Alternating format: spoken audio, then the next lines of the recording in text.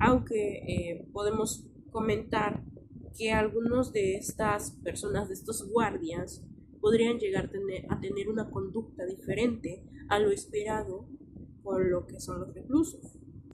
De igual forma, las personas tratan de mantenerse completamente activas, ejercitándose de manera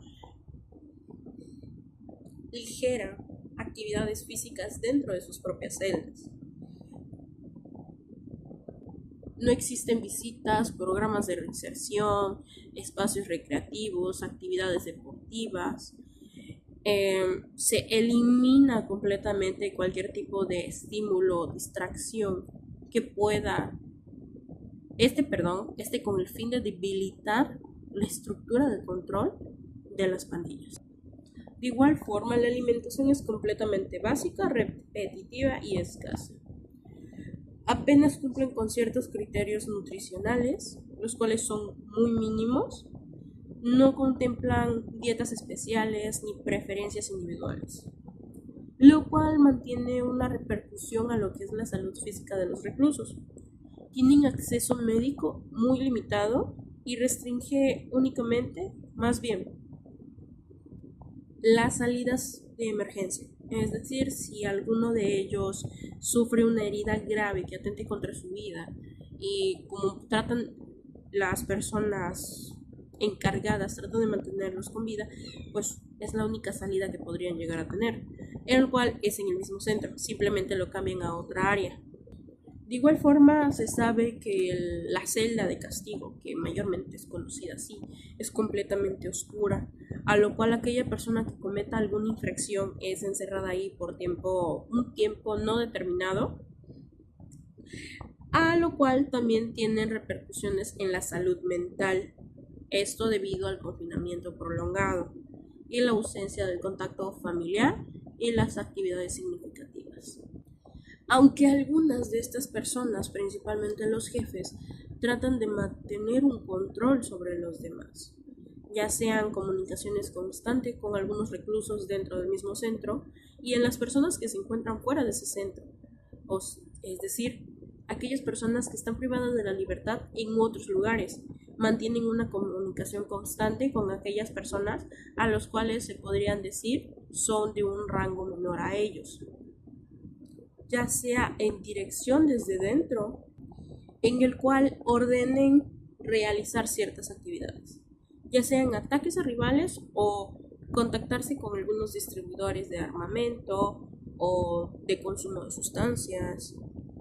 Tienen una disciplina en el cual, por ejemplo, las personas que se encuentran dentro del lugar mandan a sus soldados, como bien les dicen, a recaudar dinero de otros reclusos.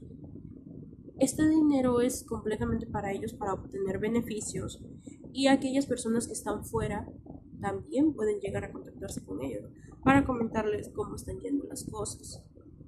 Aunque en algunos de los casos las personas deciden cambiar dentro del centro, empiezan a elaborar de diversas actividades, ya sean panaderos, carpinteros, herreros, diversas como tal, con tal y más bien con la finalidad de que sus familias tengan un lugar mejor, manteniendo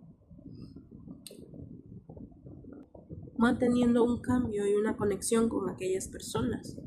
De igual forma, se sabe que el centro masculino y femenino es completamente diferente.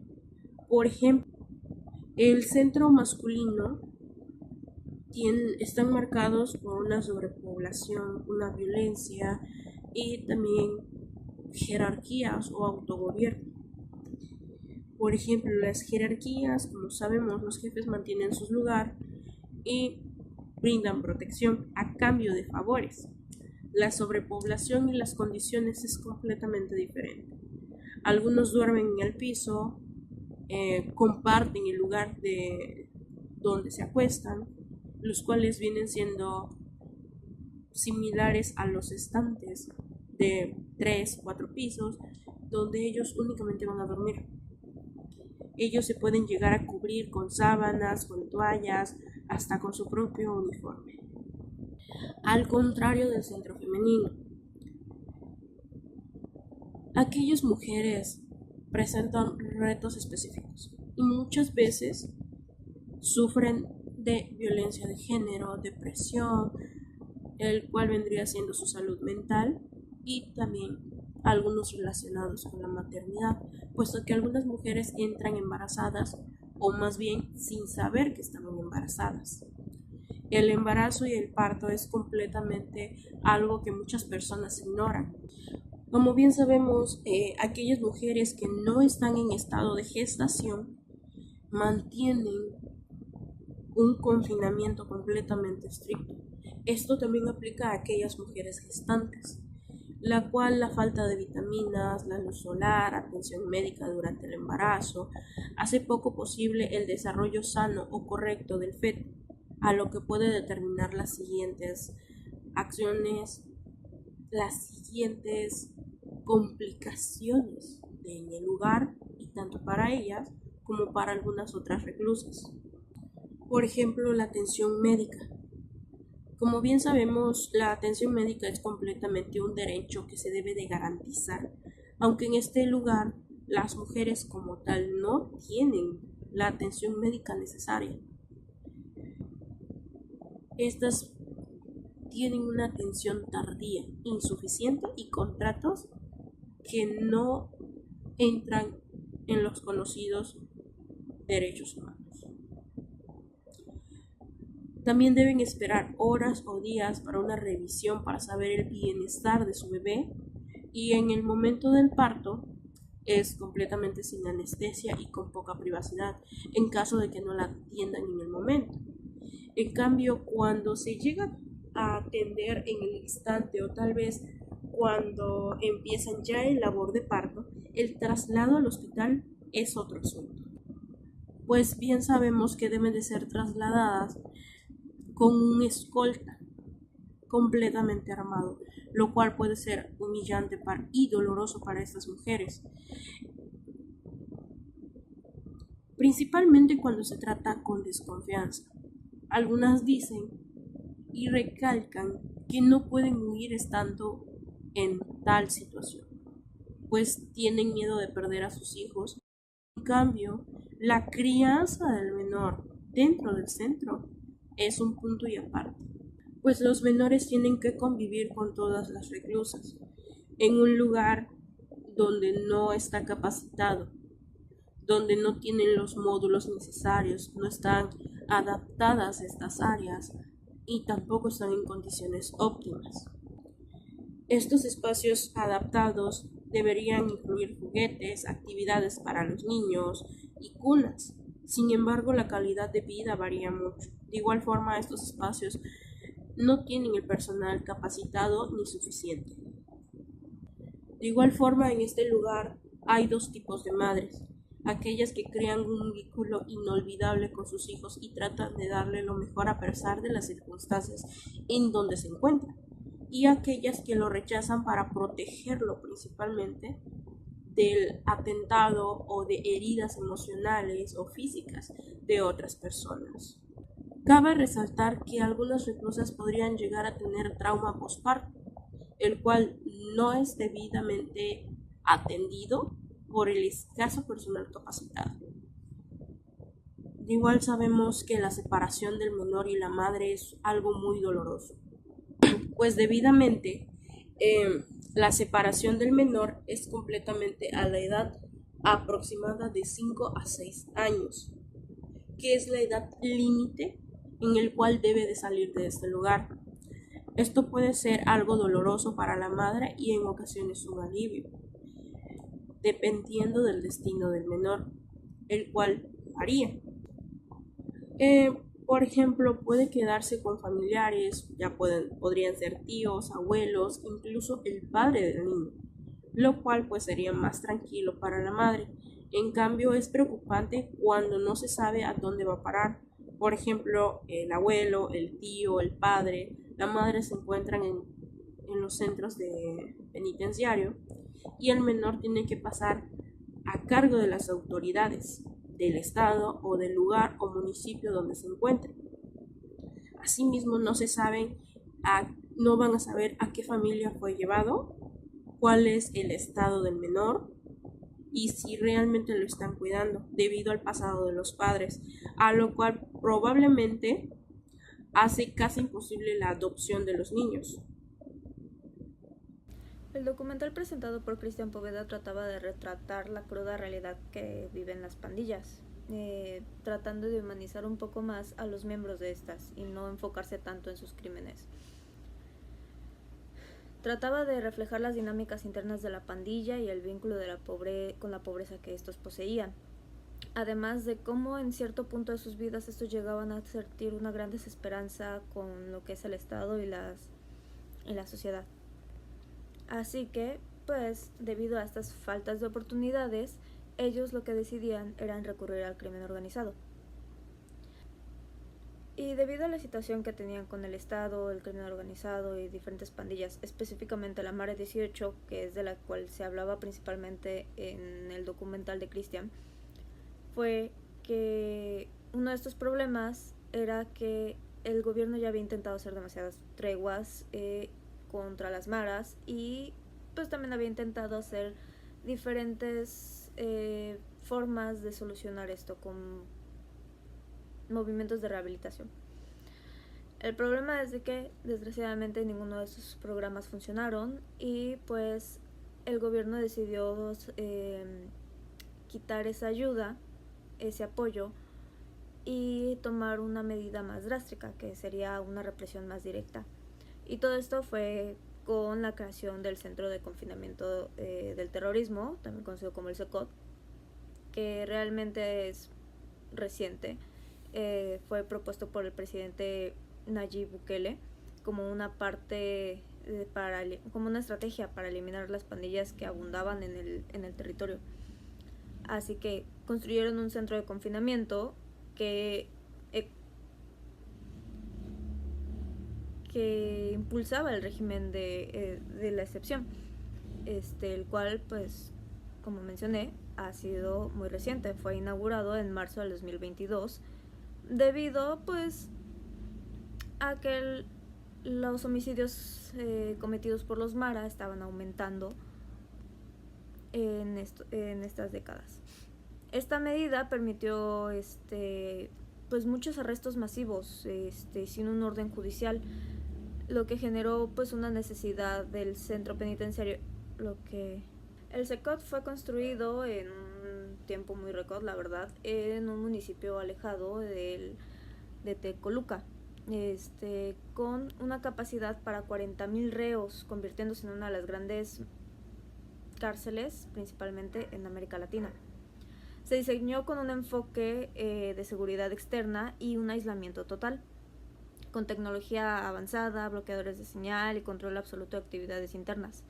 El gobierno lo presentó, pues la verdad, como una solución final para cortar el control de estas bandas y pues para tratar de recuperar el control en su propio estado.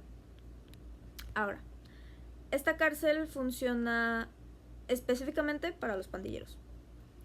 El régimen, su operación está basada en un modelo de control absoluto, sin accesos, sin comunicación y sin visitas a familiares ni ninguna oportunidad de contacto. El penal cuenta con tecnología avanzada, como ya había mencionado. No hay derechos a llamadas ni a defensores públicos que accedan frecuentemente a las instalaciones. Tampoco se les permite interactuar entre pandillas. Así que muchos han dicho que el CECOT es algo inhumano por cómo se trata a los pandilleros en estos lugares. Muchos salvadoreños visualizan el CECOT como una esperanza, porque esta ha logrado disminuir la presencia de pandillas en el estado. Aunque también en otras partes del mundo, principalmente la ONU, están en contra del CECOT porque pues violan varios derechos humanos de las personas debido a la manera en la que tratan a los pandilleros dentro de las instalaciones. Pero pues no se puede negar que para las pandillas el CECOT ha significado una solución efectiva de su control territorial. Ya no controla por completo el estado de Salvador. la pérdida de comunicación interna y la ruptura de sus estructuras que ha implementado el SECOT ha reducido visiblemente la presencia de estas pandillas, sobre todo de la MS-13 y del barrio 18. Barrios que históricamente han sido dominados por pandillas desde hace décadas. Así que muchas comunidades que antes eran controladas por las maras ahora presentan reportes de menos extorsiones, de menos amenazas y sobre todo de menos homicidios. Así que ha generado un respaldo popular del Estado al gobierno. Así que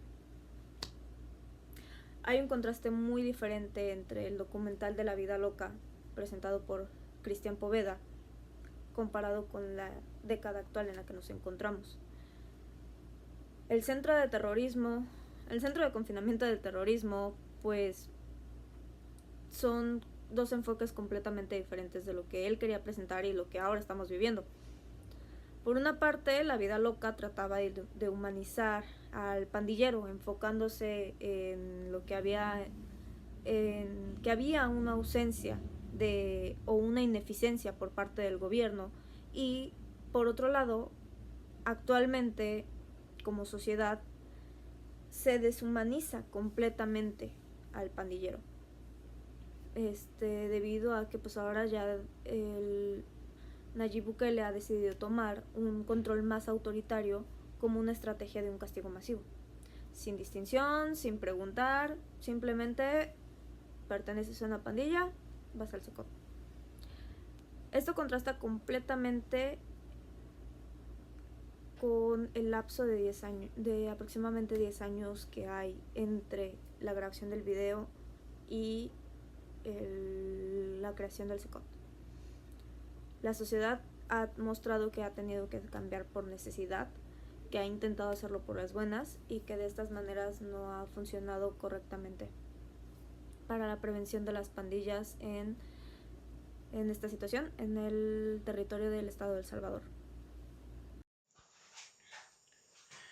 Ahora bien, si mencionamos lo que es la sociedad y de qué manera las pandillas o estos grupos son percibidos en estos, pues nos podemos dar cuenta de que es muy triste la manera en la que generan este impacto. Sabemos que como sociedad viven en un miedo constante, a una intranquilidad en donde estas personas ya no pueden tener la vida como antes la tenían. Ahora sufren de mucho miedo, son ahora sí que vulnerados o son limitados libertades tan básicas como el simple hecho de salir de su casa, salir de compras, visitar otras comunidades. Debido a las pandillas o estos grupos, es algo que ya no se puede. Es por eso que en cuanto a la sociedad sí genera un impacto muy grande, pero genera el impacto de muchas maneras. Obviamente también tienen una influencia en cuanto a lo político, ya que muchas de las veces en donde los políticos están en tiempos de campaña, se sabía que se les pedía cierto permiso o se llevaba un cierto acuerdo para que las pandillas permitieran que estos pudiesen seguir con ahora sí que sus diferentes planes que tenían sobre las elecciones. En cuanto a lo económico, el impacto que tenía es que las pandillas o esas pandillas cobraban cuotas en donde no podían negarse, ya que de hacerlo podrían ser amenazadas incluso de muerte. Y si nos vamos en cuanto a la familia, hay que tener en cuenta que, pues a pesar de ser un grupo o grupos de un alto impacto delictivo, son personas como nosotros, quienes también fueron como padres, hermanos, hijos, sobrinos, en personas a los cuales también los esperan en casa, o quizás ya no, porque están muy alejados de la familia. Pero se sabe que obviamente son más las personas afectadas el número es muchísimo mayor, ya que casi a diario las familias viven con este miedo, viven con ese sufrimiento. Los niños ya no tienen ese derecho a la libertad, derecho a tener una infancia como cualquier niño lo debería tener, ya que pues los padres viven con este miedo de que les pudiese pasar algo. Muchas familias han denunciado este abuso, pero ¿qué pasa de que al hacerlo, los primeros en enterarse de que las pandillas están siendo denunciadas son las mismas pandillas? O sea, si tú denuncias este abuso, este maltrato, para pedir ayuda, lo único que vas a ocasionar es algo muy grave hacia ti o hacia tu familia.